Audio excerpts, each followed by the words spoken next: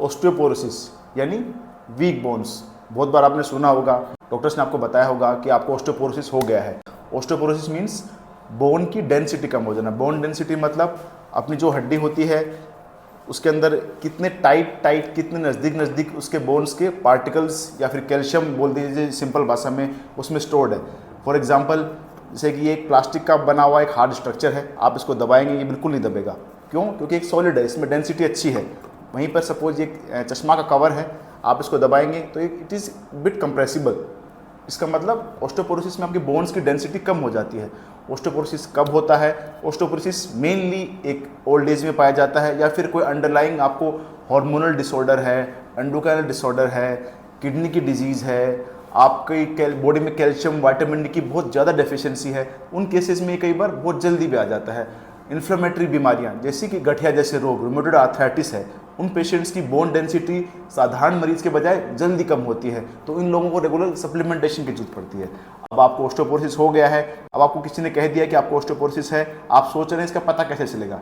इसका पता करने के लिए कुछ टेस्ट होते हैं। मोस्ट इंपॉर्टेंट टेस्ट और most reliable test is bone mineral density by DEXA scan. उसमें हम आपकी कुछ रेज आपके ऊपर डालते हैं, आपके कमर के ऊपर, आपकी कलाई के ऊपर, आपके हिप्स के ऊपर, वो आपकी बोन उनमें से कितनी रेज को एब्जॉर्ब करती है, उसके अकॉर्डिंग आपकी एक रिपोर्ट तैयार होती है, जिस हिसाब से पता लगता है कि हड्डी की कमजोरी तो है पर कितनी ज़्यादा है।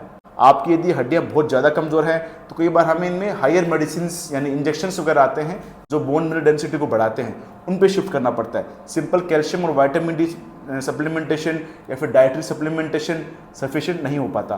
अपन बहुत बार सोचते हैं कि क्या मैं डाइट सप्लीमेंट के अकॉर्डिंग खाने में कोई बदलाव करके अपनी ऑस्टियोपोरोसिस को बदल सकता हूँ, सॉरी अपनी ऑस्टियोपोरोसिस को बचा सकता हूँ या फिर ठीक कर सकता हूँ। हाँ, ऐसा है। अगर आप प्रॉपर डाइटरी सप्लीमेंट्स लेते हैं तो आपको ऑस्टियोपोरोसिस लेट आएगी। अगर आप ऑस्टियोपोरोसिस आपको हो गया है, अगर ये बहुत लो लेवल का ऑस्टियोपोरोसिस है, हड्डियों में थोड़ी कमजोरी है, तो आप डाइट में calcium rich food, vitamin D rich diet sources, हल्के फुल्के ओरल सप्लीमेंट्स लेके आप अपने आप को ज़्यादा कमजोरी होने से बचा सकते हैं। ऑस्टियोपोरोसिस से हम लोग इतना क्यों डरते हैं? डॉक्टर्स आपको बार बार क्यों कहते हैं कि मैडम आपको ऑस्टियोपोरोसिस है, सर आपको ऑस्टियोपोरोसिस है, इसका ट्रीटमेंट लेना बहुत जरूरी है, please take calcium, please take vitamin D, क्यों बोलते हैं?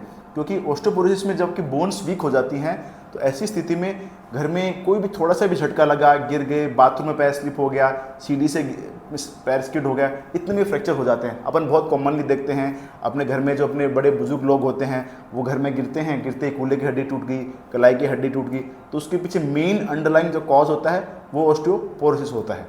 ऑस्टियोपोरोसिस किन में ज़्यादा कॉमन होता है? मेल या फीमेल में? फीमेल्स में ये ज़्यादा कॉमनली पाया जाता है, स्पेशली मेनोपॉज के बाद। मेनोपॉज यानी जब माहवारी का बंद हो जाना को मेनोपॉज बोलते हैं। अराउंड 50 के आसपास ये ऑलमोस्ट सब फीमेल्स में आ जाती है। उसके बाद एस्ट्रोजन हार्मोन बनना बंद हो जाता है, जिसकी वजह से ऑस्टियोपोरोसिस बहुत तेज़ी से बढ़ता है। तो उन फीमेल्स को सप्लीमेंटेशन बहुत ज़रूरी होता है। तो अगर आप रेगुलर सप्लीमेंट्स लेते हैं, अच्छा डाइट लेते हैं, अच्छी अपनी बॉडी को एक्टिव रखते हैं, फिजिकल एक्टिविटी से बोन डेंसिटी बहुत अच्छे से इंप्रूव होती है, तो आपको ऑस्टियोपोरोसिस कम आएगा, देरी से आएगा, बस से रिलेटेड आपको साइड इफेक्ट्स नहीं होंगे।